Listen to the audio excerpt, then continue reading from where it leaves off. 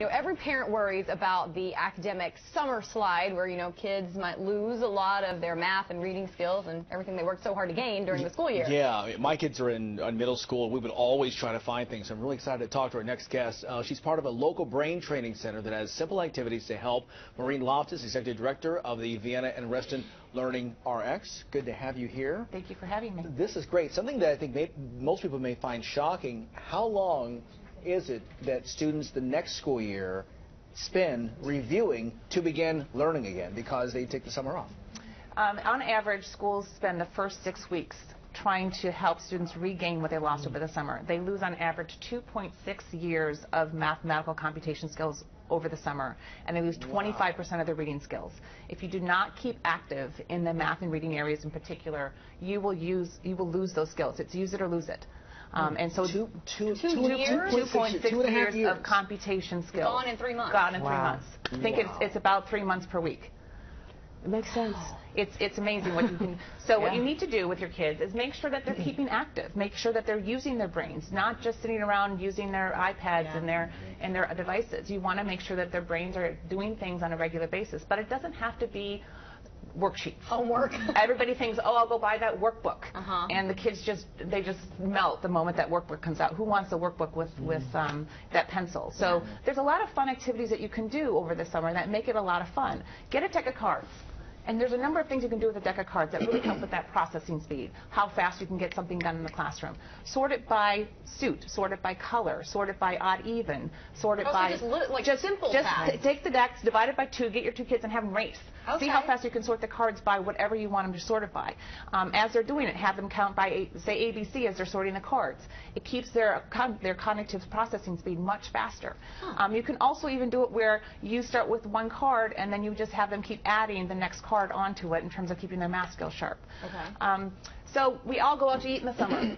How do you keep your math skills sharp? I have my kids calculate the tip. It's who's round robin, who gets to calculate the tip, who gets to calculate the change at the store, who gets to calculate the cheapest per ounce at the grocery store. Things we do every day in our everyday lives, but we don't ask our children to do it, we do it ourselves. Turn the tables around. Ask your child to do those calculations. Keep their math skills very sharp. In terms of something that can keep their working memory, because working memory is a really important skill in school. And one of the things that you want to do is to keep that strong. We all have heard of the game Tic-Tac-Toe. Okay? Well, play it in your mind. Okay? Imagine 1, 2, 3, 4, 5, 6, 7, 8, 9.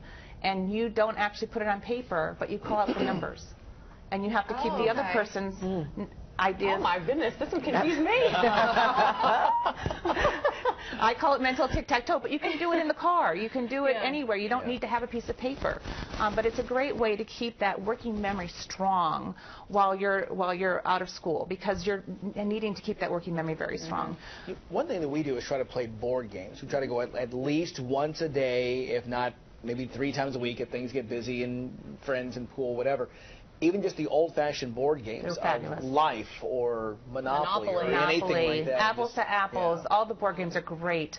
And depending upon what your child struggles with, you can actually pick board games that specifically target and work those skills that they may be weak at. So if they have a working memory or a long-term memory weakness, you can play the games that you have to hold information in your head. If they have a visualization weakness, you can do things that actually exercise that visualization. But you don't even need a board game. You can do something as simple as name 10 things that start with the letter B as fast as you can. Okay.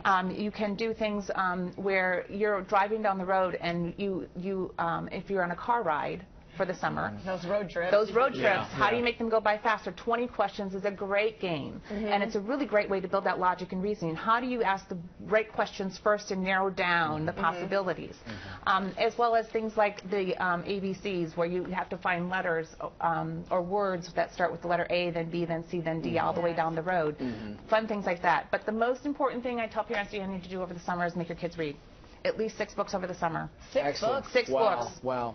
We have to go, unfortunately. What is your website where people can kind of go and learn more about what you do and more information?